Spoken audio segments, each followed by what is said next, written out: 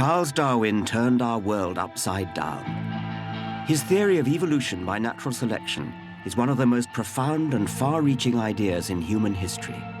It's also, alas, one of the most controversial. Science now has the evidence that proves evolution is true. Yet today, incredibly, the opposition to Darwin is more fiercely vocal than ever, denying plain facts in more and more elaborate ways. You haven't seen it, and I haven't seen it, so please stop calling it science. If we have gone from slime to human beings, there should be an overwhelming amount of evidence. You are a teacher of science, and you think that the Earth is less than 10,000 years old. Yes, I do. In this program, the increasingly aggressive backlash. Right now, your destiny is all fucked up, fucking atheist. The battles that I think really matter. We can't get into the business of knocking down kids' religions and the religions of families. Why not, actually? Why not? Because, and how the first man to understand evolution himself wrestled with religious faith. For Darwin, the problem was close to home. His beloved wife was a devout Christian. Today we have public battles as we confront the ranks of religious fundamentalists eager to attack Darwin's great legacy, which they just don't understand.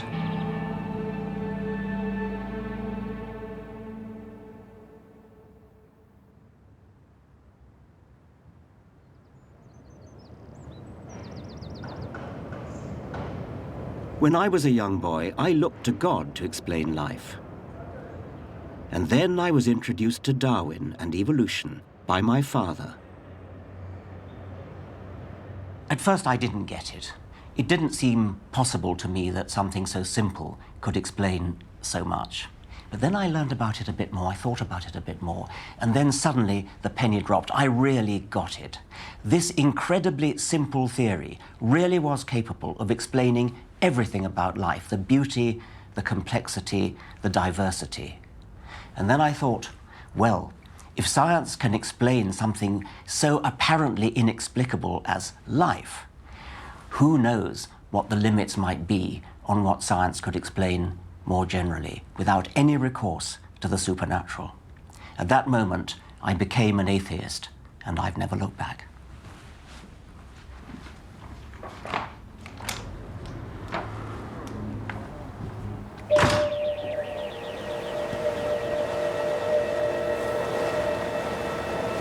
Charles Darwin, too, changed his mind about this biggest of questions. As a young man, during his voyage on the Beagle, Darwin still believed that God had created the world and everything in it. But then he came across more and more evidence that showed that life must have evolved. Fossil ancestors, patterns of anatomical resemblance, startling similarities in embryos, and the power of domestic breeding all showed that life forms had changed over time. Darwin believed there was an entirely natural explanation. All animals vary, and in the competition of nature, some variations are more successful and more likely to reproduce than others, passing their variation on.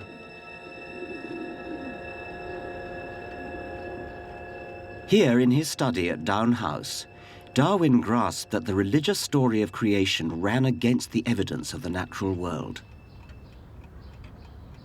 With evolution, God just wasn't part of the picture. But there was a problem for Darwin. His wife Emma was religious, and the trouble began soon after they got married in 1839. Emma wrote him a letter describing her deep faith. But Darwin was no longer convinced there was a God. He agonized over the letter and scribbled on it, "When I am dead, know that many times I have kissed and cried over this." Darwin never criticized religion directly in public. I think he didn't want to hurt his wife's feelings. Instead, he let his science do the talking. He predicted that science would bring about a gradual illumination of minds. Yet sadly today it seems harder and harder for people to see the light.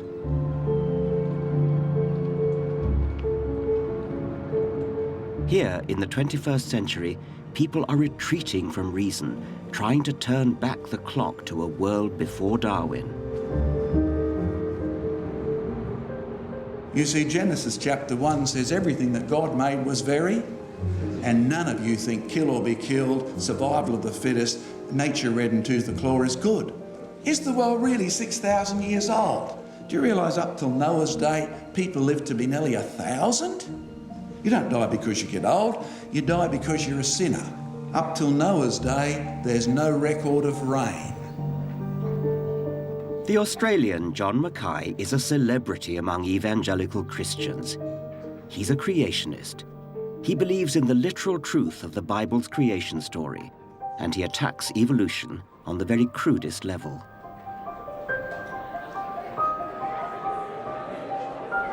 I didn't grow up brainwashed with this. It's the result of finishing my university course, listening to students say, if evolution is true, why can't we see it happening? Third-year genetics question to the professor, right? You take that question seriously, do you? Oh, yeah. And the professor, his answer, I took even more seriously when he said, well, it happened so slowly you wouldn't expect to see it happening. And all of a sudden I thought, hang on. And that's true. Good. So in other words, what you don't see happening is not science. It's unobservable. And you were the first person to admit it on PBS. See.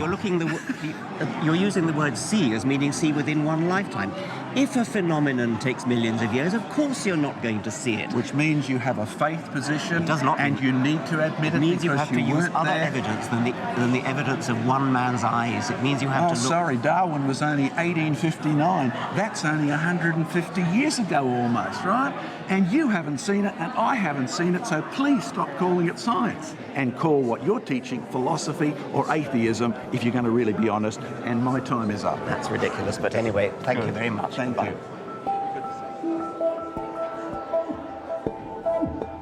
The refusal to believe in anything you can't see yourself is absurd. Think about it. I never saw Napoleon with my own eyes, but that doesn't mean Napoleon didn't exist. John Mackay can't see a cell or an atom or weather systems on the other side of the world. Does that mean they don't exist? Darwin didn't just trust his own eyes. He checked his theory against evidence gathered through extensive correspondence with naturalists across the world. Mackay, it seems to me, misunderstands science at a deep level.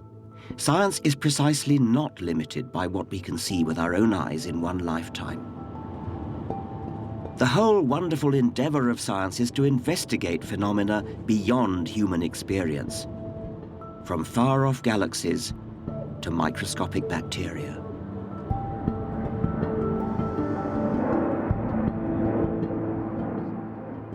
Creationism's next best strategy is not flat denial, but to claim there is evidence against evolution and that a genuine debate is yet to be had. This is the creationists' favorite claim in America, where the battle between faith and science really rages. Charles Darwin's struggle with religion was private. Today, the battle has become public. In my lifetime, opposition to evolution has grown, particularly in the United States.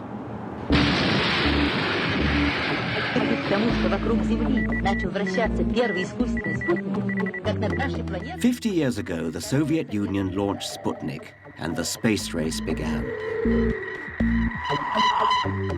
In response, the Americans made science priority number one. The government poured money into science education. For the first time, evolution was taught in every classroom in America. But the religious fundamentalists hit back. Tell me, Joe, how does he explain away God? Well, why don't you come to the science club meeting? Let him tell you. To defend their Bible against the biologists, they developed creation science, a bizarre fusion of scientific language and religious doctrine that they touted as a real alternative to evolution. Our eyes are amazing little instruments. But you know, they're only one part of the wondrous body that God has given us.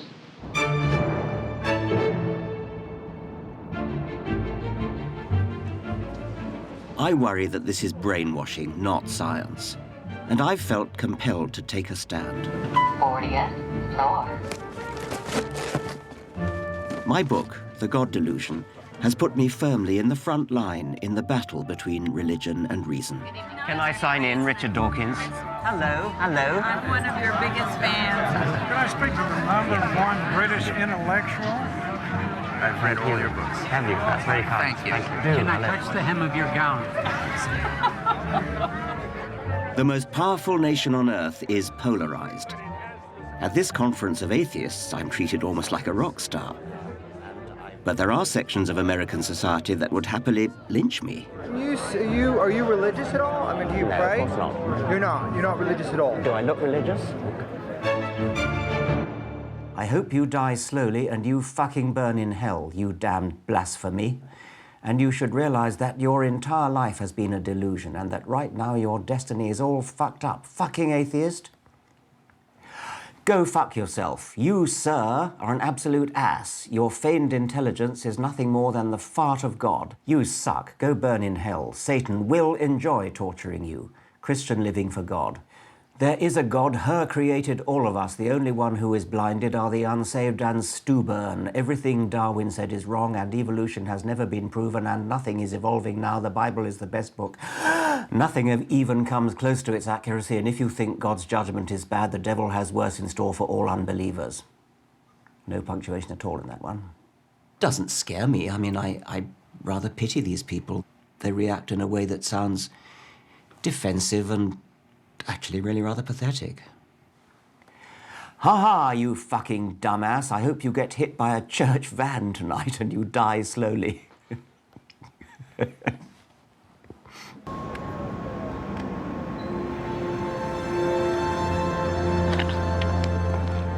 But there's also an entirely different kind of opposition, slick in style and with a more polished line of attack. Wendy Wright is president of Concerned Women for America. Wendy Wright, yeah. She represents 500,000 evangelical women concerned about issues ranging from lesbians on TV to poor old Darwin. Hello, I'm here to see Wendy Wright. Okay, great. I'll take you right in. Thank you very much. I worry that her organization would condemn American children to ignorance by attacking sound scientific evidence. Why is it so important to you that people not believe in a creator? No, that's not the point. I mean, the point is that as a scientist, I'm concerned that children in American schools and in schools elsewhere should be exposed to the evidence and allowed to make up their minds about the evidence. And we completely agree. In fact, that's why the challenge in America, whenever this debate comes up, is teach the controversy, teach the evidence. Because as it is now, in many cases, school children are only being taught about evolution. They're not being taught about the frauds in evolution and the lack of evidence in evolution. So it's actually us who are arguing for teaching all the evidence, not just the ones that are favorable to evolutionists. Well, you could say which controversy. I mean, teach the controversy. Sounds wonderful, doesn't it? And it would be if it was a controversy between equally valid points of view, but it isn't. I doubt if Wendy Wright would teach the controversy about the Earth being flat, because the evidence for the Earth being a sphere is so massive. There's also massive evidence in favor of evolution, but she doesn't seem to want to know about it. Oh, really? And actually, you're the way you have framed this and your very closed-mindedness really is a very good example of the kind of censorship we see within the scientific community that won't even allow discussion about the controversy. If evolution had occurred, then surely, whether it's going from birds to mammals or even beyond that, surely there'd be at least one evidence. A massive amount of evidence.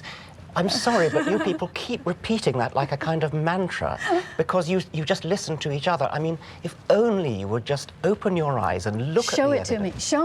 Show me the bones. Show me the carcass. Show me the evidence of the in-between stage from one species to another. Go and look at some modern paleontology labs. Go and talk to some modern paleontologists.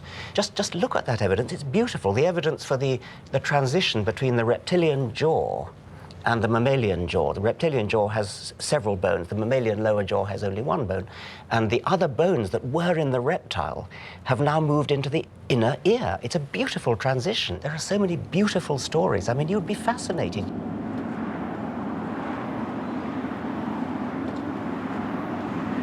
So, is there evidence for evolution or isn't there? Let me show you.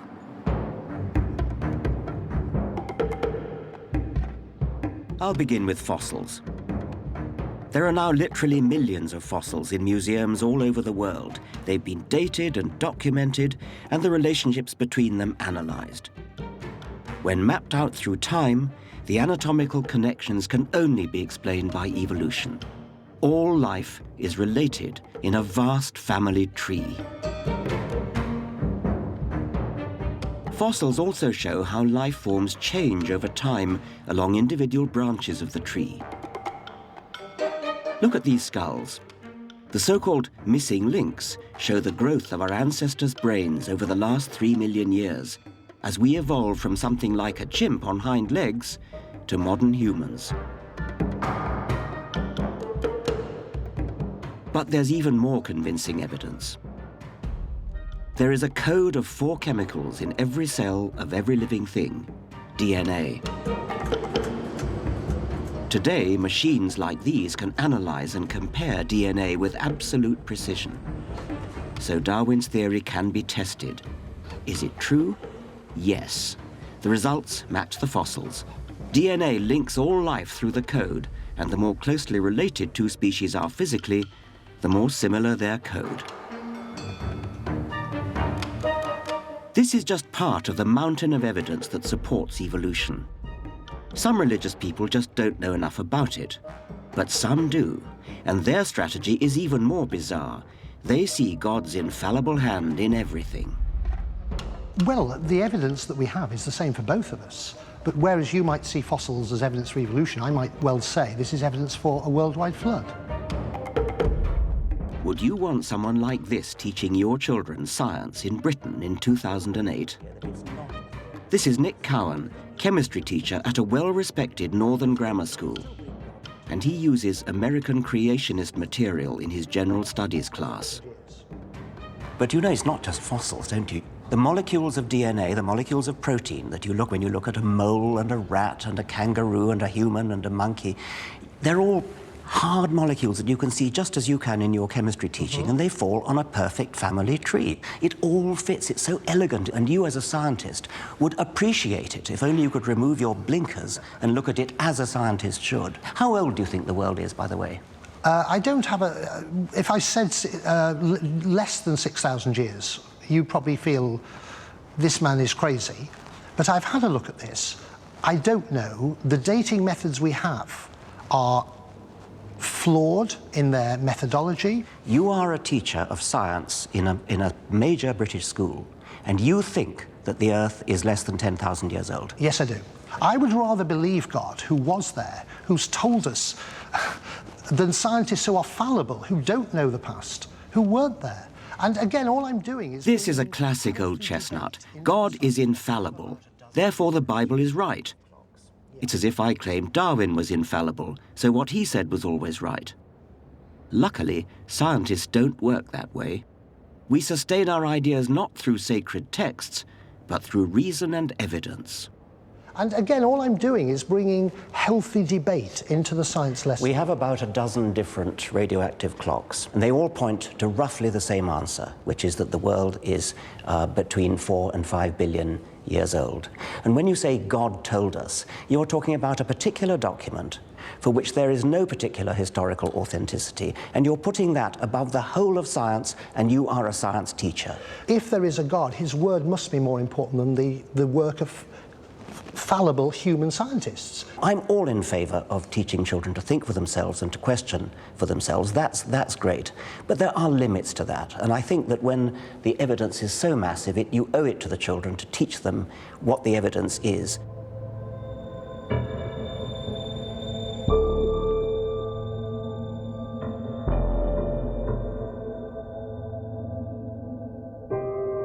What creationists like Nick Cowan claim is God's perfect creation is in fact the result of evolution's arms race. Animals have evolved extraordinary adaptations to fit their environment, but they're not perfect. Designers can go back to the drawing board.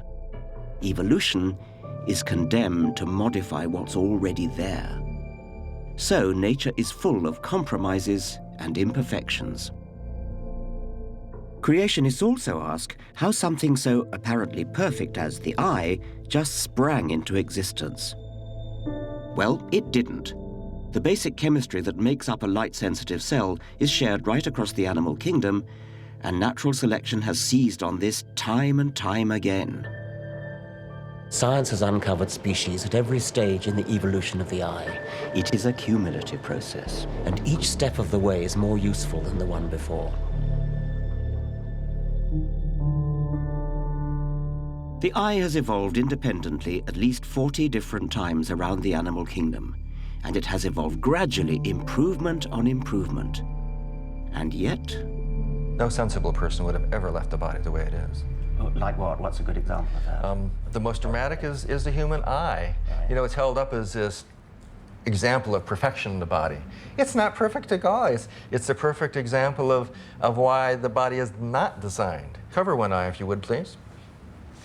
And we take the pin and we move it right in the, and you have to keep looking right at the bridge of my nose, so keep your eye fixed. And now we're going to move it just out a little bit, about 15 degrees, and right about there. Yeah, it's gone. It's gone. Yeah. You can't see it? No. Now can you see it? Yes. Now can you see it? Yes. Now can you see it? No. There's a blind spot. Yeah. That's really lousy. Our bodies are so fabulous in some respects. Our heart keeps beating and never takes a 5-minute vacation for decade after decade after decade. That's astounding. But we have an appendix, we have wisdom teeth, birth is difficult, many people get nearsightedness, and the combination of some things being so perfect and other things being such botched jobs is what should make us all sit up and take notice that this is something that's been shaped by natural selection. It has a lot of vulnerabilities built in that can be explained only by how natural selection works.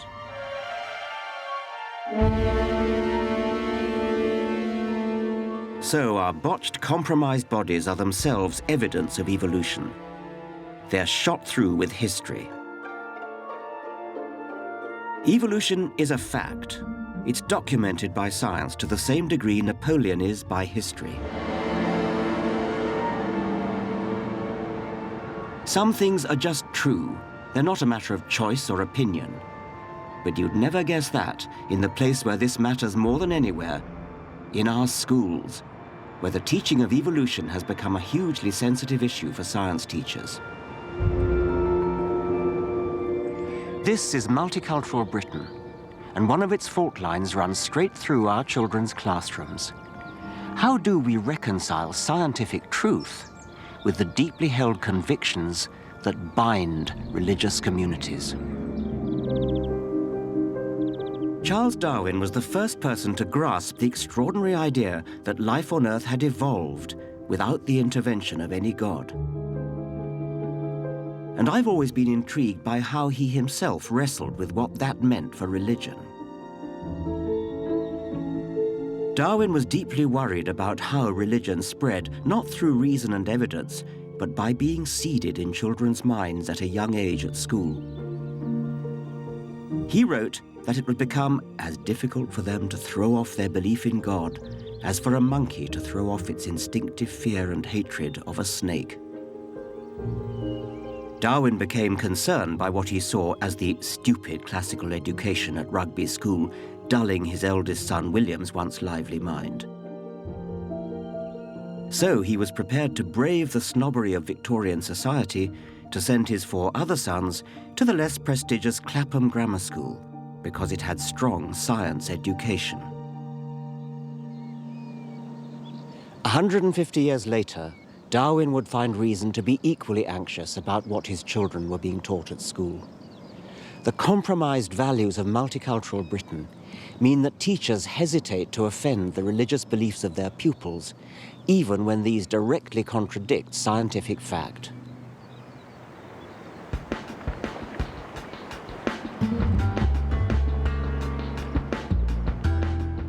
Earlier in the series, I took a science class from Park High School in North London, fossil hunting. I was amazed by their lack of knowledge and understanding of evolution. So, what do their science teachers have to say about this? I worry they're tiptoeing too respectfully around traditional beliefs. Some kids just won't accept it.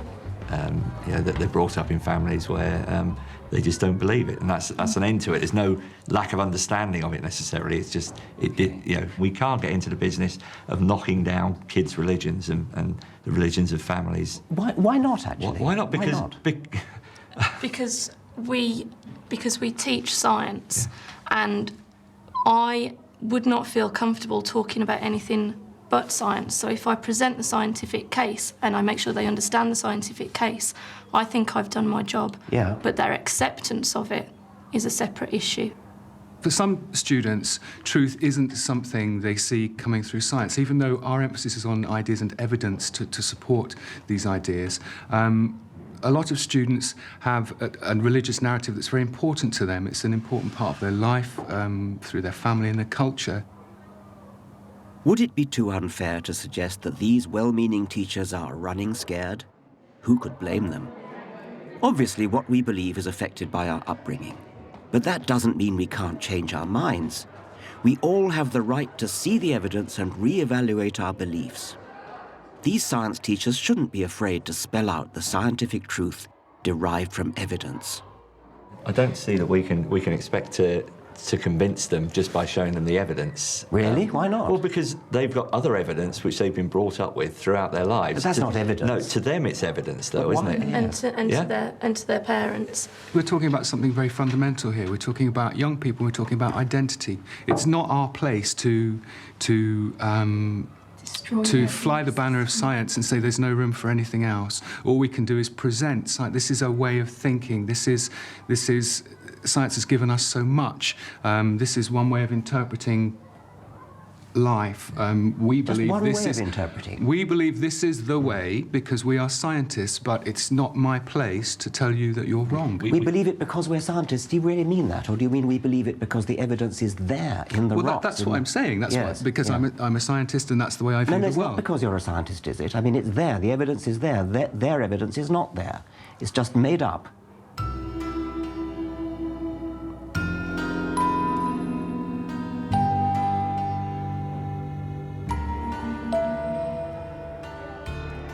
You don't believe that the Earth is round only if you're an astronaut.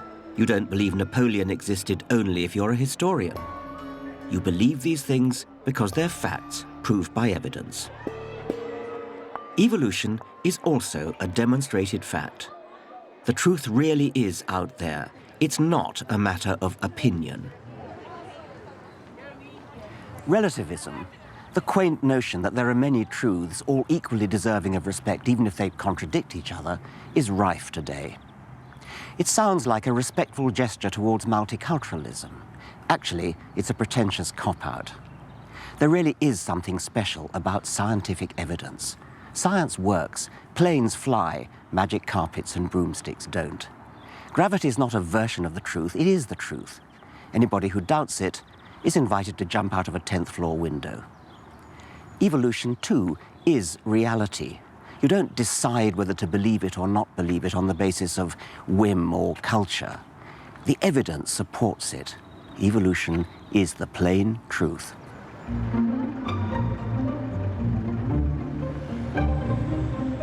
Where has all this wobbling come from? Well, it started right back in the 19th century, in Darwin's time. Rather than just denying the evidence, the Church of England developed the most sophisticated strategy to face the challenge of evolution. It saw evolution as one truth within a bigger one, and embraced Darwin in what one might call a comfortable relativist fudge. Science would explain the workings of nature, and God could take the credit for getting science started in the first place. It's a subtle argument put forward by the most powerful Christians in the world. Let's take it on in its modern guise. Darwinism as a theory of how evolution works, a highly plausible, highly credible theory about biological history. I don't have a problem with that. Do you see God as having any role in the evolutionary process? For me, God is the power or the intelligence that shapes the whole of that process. As creator, God's act is the beginning of all creation. So by setting up the laws of physics in the first place, in which context evolution takes place? Things unfold within that. What about intervening during the course of evolution? I find that rather suggests that God couldn't have made a very good job of making the laws of physics in the first place if he constantly needs to be adjusting the system, adjusting the works. And I think that's a slightly different question. But there's a problem for the Church of England. Isn't it trying to have its cake and eat it too? But trying to have both God and the laws of science means that one or the other is compromised. Either God can't interfere and has no impact, or if he does get involved, it can't be squared with science. You do believe in some of the New Testament miracles, I mean, such as the virgin birth and any others, I mean, the raising of Lazarus. Yes, and the raising of Lazarus, yes. Okay. Now, isn't there a kind of mismatch between your view of science as something that God doesn't interfere in and that somehow he made it right in the first place? How do you reconcile that with what looked to some of us like sort of more like cheap conjuring tricks and not the sort of grand creator that you've been portraying? I think if you start with a picture of God outside messing around with the works, you are in danger of getting into the conjuring tricks model. I think, though, that there are certain moments when there is an opening in the world in which the underlying divine action comes through in a fresh way. Take the birth of Jesus. Here you have a long history of preparation for the coming of God in a new way. Here you have a particular life, that of Mary, opening itself up to the action of God in a certain way. And then something fresh happens, which is not, if you like, a suspension of the laws of nature, but nature itself opening up to its own depths, something coming through. Now, I'm not sure what that means. It sounds to me awfully like suspending. Poetic language, I know. It's poetic language. And I realise that there are ways of talking about that which do simply sound like God interrupting things. I mean, I, of course, love poetic language, but there does come a time when you worry that people are going to misunderstand it as... Or that it's a way of wriggling out of hard questions. Well, I mean, it's one thing to say, in some poetic way, it was sort of right that Jesus should have been born of a virgin, but when you say, I actually believe it happened, that's a statement of fact. That's a statement of scientific fact. It happened. It's true or not, yes. It's true or not, and I don't think you can really wriggle out of that by doing some poetry, but much as I love poetry. On the one hand, I've got a lot of sympathy with the decent, middle-of-the-road, moderate Christians. On the other hand, I sort of feel that the decent, middle-of-the-road Christians are tying themselves in knots, trying to have it both ways, trying to have both God and Darwin. And in a sense, they're opening the door, letting in the rabid creationists by making it respectable to believe things on the basis of faith rather than evidence.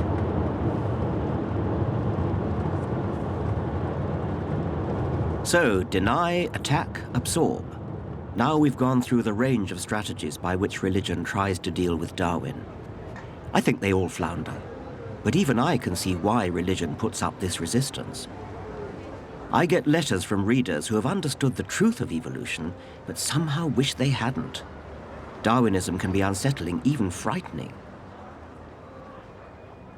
Darwin himself was shocked by what he called the low and horridly cruel behavior he observed in nature, and yet it was integral to natural selection. In the teeth of life's hardships, Darwin was determined to live authentically. He hadn't just observed suffering as a scientist, he experienced it himself in his own life. Darwin had always had a particularly strong bond with his eldest daughter, Annie. He was charmed by her make-believe worlds and her neat little scrapbooks, while she liked to smooth his hair and pat his clothes into shape. But at just 10 years old, she suffered a painful, lingering death following a bout of scarlet fever. Darwin was devastated. We have lost the joy of the household and the solace of our old age. His devout wife, Emma, told the other children that Annie had gone to heaven. For Emma, suffering helped to exalt our minds and to look forward with hope to a future state. Darwin, by contrast, could find no meaning or religious consolation as he faced the desperation of bereavement. After the initial period of mourning, he and Emma scarcely spoke of Annie, but they never forgot her. Religion became a source of tension between them.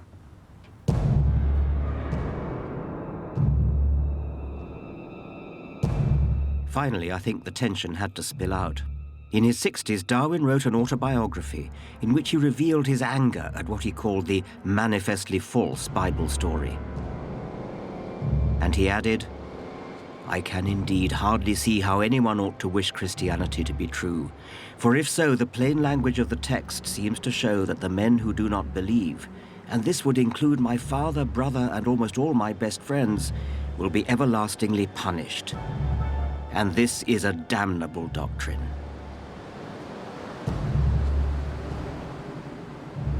Though his autobiography was written for his family, Darwin must have known it would be published after his death.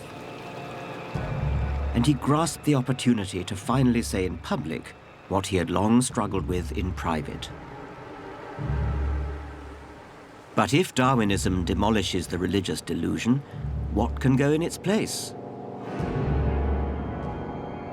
How did Darwin himself find consolation in a godless universe? Religious people attack Darwin for, in their view, draining some of the wonder out of our world, for the bleakness of his vision of nature. The playwright George Bernard Shaw really hated Darwinism. He said, "When its whole significance dawns on you, your heart sinks into a heap of sand within you. There is a hideous fatalism about it, a ghastly and damnable reduction of beauty and intelligence, of strength and purpose, of honor and aspiration." There's no doubt that people do find a Darwinian view of life bleak and unsympathetic, but it's still true, and we can't get away from that. And further, in any case, there is a sort of happiness, there's a sort of bliss in understanding the elegance with which the world's put together. And Darwinian natural selection is a supremely elegant idea. It really does make everything fall into place and make sense. And I find great consolation, great happiness in that level of understanding.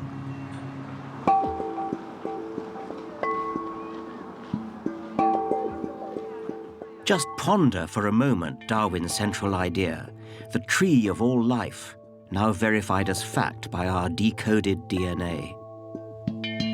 It means we are related to every living thing on the planet. And what's more, we are descended from ancestors who were winners, adapting in any way possible to survive and pass on their genes. You and I and every living creature can make the following proud claim. Not a single one of my ancestors died young. Not a single one of my ancestors failed to copulate. Plenty of other individuals died young and failed to copulate, but they didn't become ancestors. It's blindingly obvious, but from it much follows. It means that every single living creature has inherited the genes of an unbroken line of successful ancestors. We have all of us inherited what it takes to survive and reproduce. That's why we're so good at what we do, why fish are so good at swimming, why birds are so good at flying, why aardvarks are so good at digging, why humans are so good at thinking. That, in essence, is Darwinism.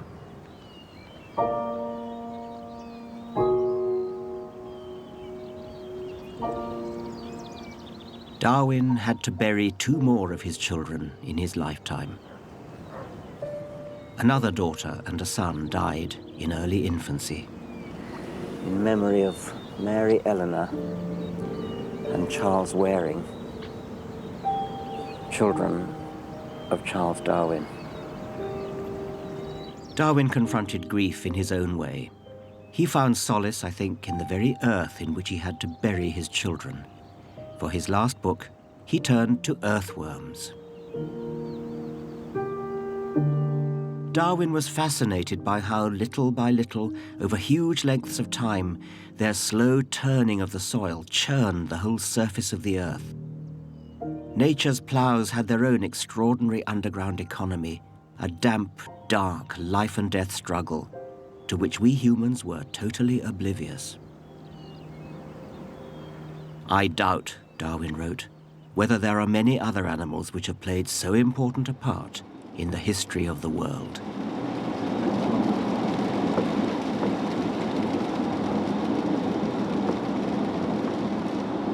So Darwin didn't wallow in man-made notions of the supernatural or an afterlife. His down-to-earth wonder at nature was his cure for loss of faith. I'm going to visit someone with a similar outlook, the philosopher Dan Dennett. I've known him for 25 years. We're the same age, but I think of him as a kind of intellectual elder brother. But recently, he had a brush with mortality.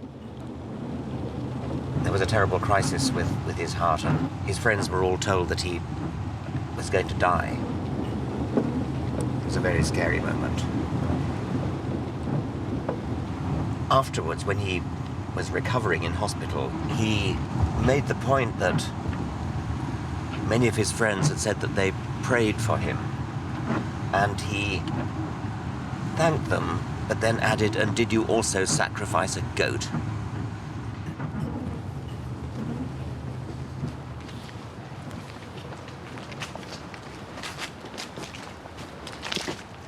Dan has no shred of faith in God or eternity. Does he think his Darwinism would deny people comfort? I think it only undermines a crutch that they don't need, and that's the crutch of an absolute immortal soul. That's an idea that a lot of people think is very important. And what it does, of course, is it replaces it with the idea of a material, mortal soul. Yeah, we have souls, but they're made of neurons. And the little neurons individually are just blind little bio-robots. They don't know, they don't care, they're just doing their jobs. The amazing thing is that if you put enough of them together in the right sort of teams, you have basically a soul. You have the control system and the memory of a being that can be held responsible, that can hold himself or herself responsible, that can look into the future. And when people say, well, where do you get your consolation from? I sort of feel, well, how much more do you want? What? Indeed. What could be more wonderful than being part of this amazing living tapestry of growth and exploration and innovation, all happening in not a million, not a billion, but in 1 trillion places at once. Just to look just at our planet, the exuberance of the life processes going on around us and all of the creativity that is there is just stunning. It's great to wake up in the morning and realize that you're a part of this. And not only are we a part of it, but we can reflect on the fact that our ability to realize that, our ability to understand it and to exult in it, is itself the product of the same process. Our brains that are so capable of appreciating this have been produced by the very same process that we are now appreciating. Sometimes I like to say the planet has grown a nervous system, and it's us.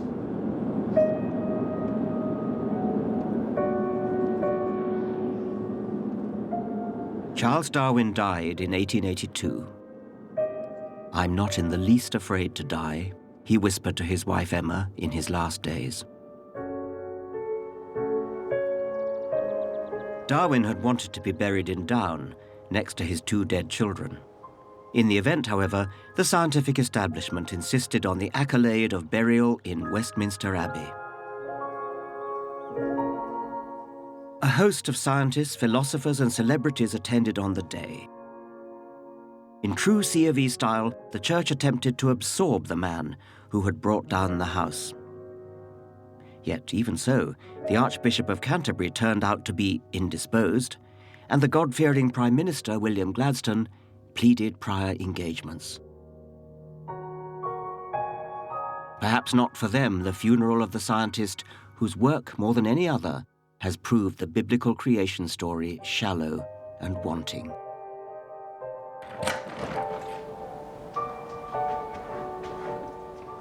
I revere Charles Darwin. He made sense of life. The world is amazing, even more amazing than Darwin knew.